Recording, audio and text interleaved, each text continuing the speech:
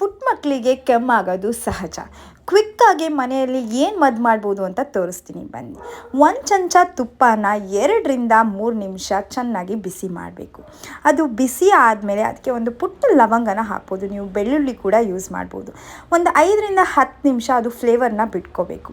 ಅದಾದಮೇಲೆ ಸ್ವಲ್ಪ ತಣ್ಣಗೆ ಮಾಡಿ ಆ ಲವಂಗ ಅಥವಾ ಬೆಳ್ಳುಳ್ಳಿನ ತೆಗೆದು ಒಂದು ಕಪ್ಗೆ ಹಾಕಿ ಮಗುವಿಗೆ ಕುಡಿಸ್ಬೇಕು. ಸೊ ಈ ವಿಡಿಯೋ ನಿಮಗೆ ಇಷ್ಟ ಆಗಿದ್ರೆ ಸೇವ್ ಮಾಡಿ, ಶೇರ್ ಮಾಡಿ. Thank you.